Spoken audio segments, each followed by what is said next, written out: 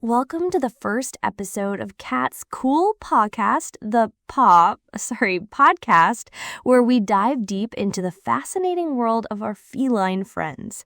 I'm Kat, your podcast host, and happy to admit fan of all things feline. I've loved cats my whole life and currently have 3 rescues who allow me to share their space. And I'm Marcus, your rather British feline aficionado, if you will. Chuffed to bits to be joining you, Kat, for another deep dive into the wonderful world of cats. Oh, absolutely, Marcus. And today we're tackling a really intriguing comparison, something I've always wanted to dig into. We're talking about 2 breeds that, they share that short hair designation, but they are surprisingly different. Indeed, quite so. It's the battle, or rather the friendly comparison, of the British Shorthair versus the American Shorthair. 2 breeds, both beloved, but with really distinct histories, characteristics, and, I dare say, personalities. It's fascinating, really, how geography and purpose have shaped them. Yeah, it's not just about where they're from, right? It's about how they evolved, what their jobs were, and just everything about them. So get ready, folks. We're going to unravel all of that for you today. Before we go on, if you're loving what you hear, paw at that subscribe button and ring the bell to be notified when the next episode drops. Right. Speaking of history, let's kick things off with my homeland's pride and joy, the British Shorthair. I mean, Kat, this breed, it's got such an incredibly ancient lineage. We're talking over 2 millennia. 2 millennia? Wow, that's way older than I thought for a pedigreed cat, honestly. That's intense. Oh, absolutely. It's truly remarkable. So imagine this, Kat, right? They actually trace their ancestry back to domestic felines that were brought to Britain by Roman legionaries. Yes, from Egypt and Rome all the way back in the 1st century AD. Oh, so they were like Roman army cats. That's quite a mental image. I'm picturing little cat soldiers. Well, not quite soldiers, but they served a very crucial practical purpose. They were the original pest control, essentially. As the Romans conquered Britain, these cats were indispensable for keeping military camps clear of snakes, mice, and other vermin, that could threaten food supplies and spread disease. So highly valued even back then. So they were super important for survival, not just companions. Precisely. And then, over centuries, these working Roman camp cats started their transformation into the refined British Shorthair we know today. It was a slow process of adapting to the British environment, then later careful selective breeding. In fact, their official recognition as British Shorthair didn't even come until 1870. So yes, quite a journey from legionary to, royal companion, I suppose. That's so cool. I never would have guessed that lineage. From pest control to the dignified teddy bears we see now. But they had quite the glow-up, and that 1870 date really marked the formal beginning of their development as a proper pedigreed breed. So, when we talk about the modern British Shorthair, it really is seen as kind of the embodiment of those ancient Roman cats, but just refined over generations and generations of breeding. Right. So they've got this incredible heritage, but then what about how they look? Because I know them mostly for that round face and the plush coat. Is that kind of a modern development, or was that always part of it? Well, it's definitely been enhanced. Breeders, they really work to enhance the breed. They even cross the original street cats with Persians and Russian blues, which, helped create those very distinctive characteristics we see today. And they really burst onto the public scene at turn-of-the-century cat shows in London at the Crystal Palace. That's when people really started noticing them. Oh, so that's where the teddy bear look really got famous then. Exactly. That teddy bear-like appearance, coupled with their calm demeanor, just absolutely captivated Victorian cat fancy. But physically, they're quite impressive. They've got this really distinctive look that honestly still reflects their working heritage. They possess a broad chest, a really muscular neck, strong jaws, and a well-developed muzzle. It all speaks to their practical origins, even if they're pampered pets now. And their legs, they're notably thick and strong, built more for stability and power, not really for speed or agility. They're not like sprinters. So they're built like little tanks, almost? Just sturdy and strong. Pretty much, yeah, very sturdy. But, their most distinctive feature, I think everyone would agree, is their coat. It's remarkably thick, dense, and super plush, which is exactly what gives them that characteristic teddy bear-like appearance you mentioned. It actually stands away from the body, too, which contributes to that round, fluffy look. And the color? Because when I think British Shorthair, I immediately picture that beautiful blue-gray. Absolutely. While their luxurious coat comes in a spectacular spectrum of colors, you're spot on. The blue-gray variety truly remains the most famous, and arguably the most sought after. It's just iconic, isn't it? It really is. It's just what you think of. So, okay, we've talked about their looks, the history, but what about their personality? I hear they're pretty chill cats, but how chill are we talking? Well, their temperament, Kat, is probably what most endears them to their human companions. You're right, they are renowned for being incredibly easygoing, very placid, and honestly refreshingly undemanding. They're not, they're not bouncing off the walls, as we might say. Oh, so definitely not like a cat that needs constant entertainment then. One of my cats is play with me now every 5 minutes. No, not at all, actually. They're perfectly content to spend much of their day lounging peacefully. They really do require minimal stimulation or, constant attention. Huh, that sounds pretty ideal for someone who's got a busy lifestyle but still wants that companionship. Precisely. They enjoy play and interaction for sure, but they don't demand hourly entertainment. They're not, constantly seeking you out to play fetch or anything like that. So they are, in fact, ideal companions for those who, I suppose, appreciate a more independent yet, loving feline friend. And actually, something quite unique about them, I think, is their loyalty. They exhibit this really fierce loyalty and genuine affection for their human families. They form very strong bonds with all family members, actually, rather than just kind of favoring just one person. That's always a good sign for a family pet. But you said their affection is, reserved? What does that mean? Yes, their affection is definitely expressed in a distinctly British manner, I would say. It's quite reserved, dignified, and very much on their own terms. They're not necessarily going to be, climbing all over you, demanding cuddles like some breeds. So, they'll sit near you, but maybe not on you? Exactly. Or they'll come for a cuddle when they decide it's cuddle time. It's not demanding, but it's definitely there. It's a very deep affection, just subtly expressed. They're not, overly demonstrative. It's a very quiet, calm presence.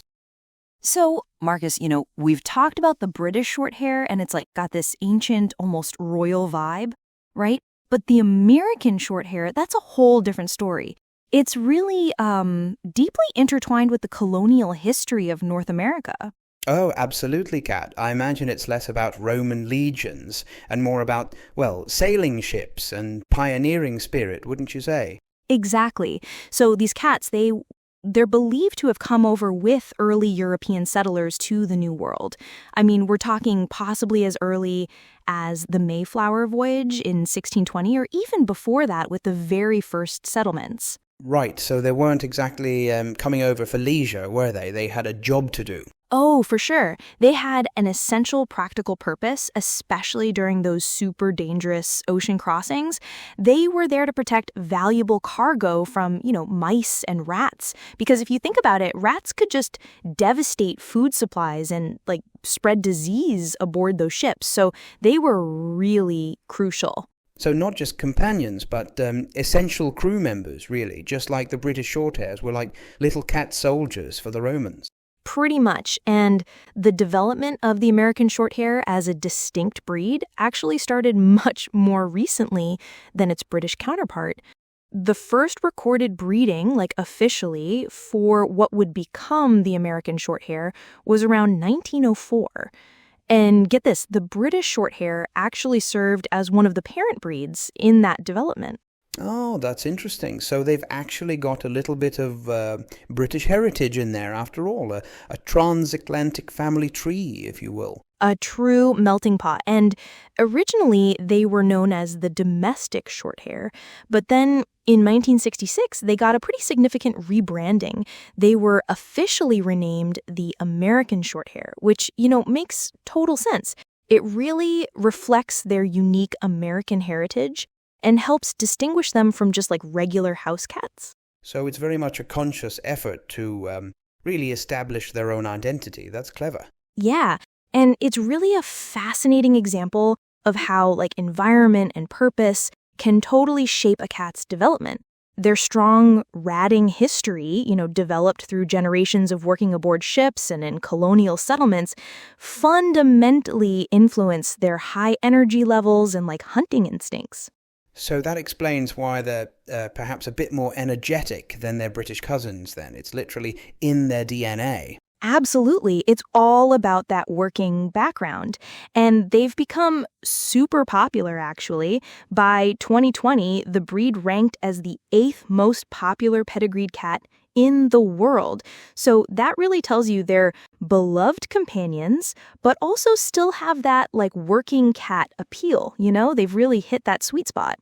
Yeah, they totally have. And, their physical characteristics really, really reflect that working heritage and those practical origins we just talked about. And I imagine they wouldn't be as sort of rounded and teddy bear-like as the British Shorthair then, more utilitarian perhaps. Exactly. These cats, they've got this really stocky, muscular build, and their body shape is pretty distinctly rectangular, which, right away tells you about their athletic capabilities. Their legs, for example, are super muscular and perfectly adapted for the agility and endurance you'd need if you were, an effective hunter or working cat. So built for purpose through and through. It makes perfect sense given their history on those ships and then helping out in colonial settlements. Totally. And they have a large head with a full face, medium-sized ears, and really noticeably large, wide eyes, which, when you look at them, they just convey this super alert, intelligent expression. You can tell they're always aware of their surroundings. Yes, I can just picture that, an astute gaze. And what about their coat? Is it similar to the British Shorthair, or does it also differ significantly? Oh, it's different. While it is short and dense, kind of like their British cousins, it's definitely designed more for practicality than, pure luxury. It provides protection, but it doesn't have that extreme plushness, that sort of really thick, deep pile that the British Shorthair is famous for. It's more of a I'm ready to work kind of coat, if that makes sense. So a more streamlined, perhaps less demanding coat, less grooming required to keep it looking pristine, I imagine. It really sounds like every aspect of them, from their build to their fur, screams function over form. So I'm guessing that temperament is also quite different from the rather dignified and reserved British Shorthair. Oh, completely different, Marcus. It's like night and day, honestly. Where the British Shorthair is all about that calm, chill vibe. The American Shorthair, these cats, they have significantly higher energy levels. Like, people often describe them as, bouncing off the wall with energy. Bouncing off the wall. Wow, that's quite a contrast to our placid British friends. I suppose that really harks back to their working roots, doesn't it? All that ratting and mousing. Absolutely. Their strong hunting instinct, which of course they inherited from generations of those working ancestors, it really manifests in a much more playful, very interactive nature. They're not just content to just lounge around all day. So if you're looking for a cat that's going to, really engage with you, maybe play a bit of fetch, the American Shorthair would be more up your alley then. Not so much the sort of independent, I'll interact when I feel like it type. Exactly. They are notably more outgoing and social than British Shorthairs. They actively seek engagement with their human families. And they're just more overtly affectionate, They're not holding back. They'll show you the love. That's interesting, because the British Shorthair's affection, whilst genuine, is certainly on their terms. A bit more British, shall we say. So the American Shorthair is more of a, hey, let's play kind of cat. Totally. And they combine this wonderful patience and intelligence with a real enthusiasm for play and interaction. So they actually make excellent family cats, especially, in households with children or other pets. They just kind of fit right in with that lively household dynamic. They sound like a really robust and adaptable breed given their history, and quite happy to be at the heart of a busy family. What a fascinating divergence from the British Shorthair. Yeah, they really are, aren't they? It's just so interesting how, even though they both share that short hair designation, their builds and personalities are, they tell such different stories. Absolutely, Kat. When you put them side by side, the differences become, remarkably apparent. Physically, for instance, you've got our British Shorthair, which is, broader, quite cobby, sometimes even a bit heavier than the American. And of course, that incredibly thick, plush coat. It really gives them that, dare I say, teddy bear-like appearance. Oh, definitely the teddy bear. And their faces too, right? So distinctly round. Whereas the American Shorthair, what we were just talking about, it's more rectangular, much more athletic looking, and their face, it's more angular and full rather than that quintessential British roundness. Yes, a very practical working build, as we've discussed, and that practicality extends to their coat as well. Still short and dense, but certainly not with the extreme plushness of the British variety. It's built for function, not just, cuddliness. Right, exactly. But I think, Marcus, the personality differences, they're almost even more striking than the physical ones. Oh, without a doubt. British Shorthair, they embody that sort of low-key, dignified approach to life, content to lounge, really, with minimal fuss or demands. Their affection is there, it's very genuine, but it's expressed in a more reserved, almost aristocratic manner, wouldn't you say? Oh, totally. They show love on their own terms, which is lovely, but they don't demand constant attention. Whereas American Shorthairs, conversely, they approach life with the enthusiasm of a natural athlete. They require more interactive play, and they just demonstrate a much more overtly social and engaging personality. They're definitely not shy. No, not shy at all, it seems. And it's fascinating, isn't it, how their historical contexts really illuminate these fundamental differences. The British Shorthair, with its ancient lineage stretching back over 2 millennia, those Roman legionary cats.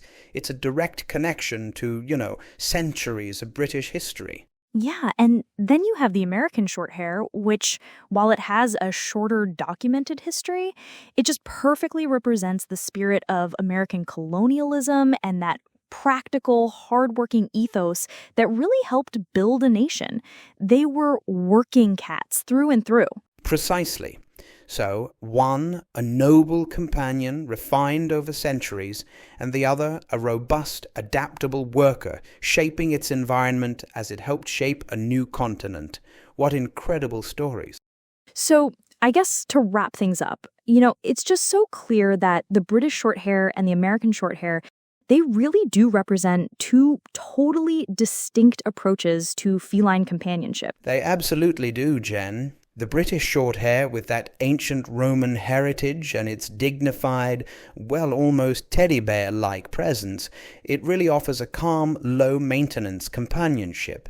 Perfect, I think, for those who appreciate a bit of independence combined with truly gentle affection. Yeah, exactly. And then our American Shorthair, kind of embodying that energetic spirit of colonial America, right? They provide a much more interactive, playful relationship, which, makes them ideal for active households or those looking for a really engaging feline family member. Indeed. And I think what this episode really shows is just how much geography, history, and human needs have shaped the development of these quite distinct feline personalities and characteristics. It's fascinating. It really is. So whether you're drawn to the ancient dignity of the British Shorthair or the enthusiastic energy of the American Shorthair, cat enthusiasts, you can really find a companion with a rich heritage and a unique approach to being that beloved family cat. Precisely. And understanding these differences, it really helps potential cat owners make informed decisions about which breed, best matches their lifestyle, their expectations, and ultimately what they truly desire in a feline companion. Definitely. So in the end, both the British and American Shorthairs, they just stand as testaments to the incredible diversity within the feline world and honestly the profound ways cats have adapted to serve as both practical partners and cherished companions throughout human history. A perfect way to put it, Jen. And on that note, we're all out of time for this episode of Katz Cool Pawcast. Thank you so much for tuning in, everyone. We hope you enjoyed this deep dive into these two amazing breeds. Indeed. Do join us next time for more cat fun and fascinating facts. Until then,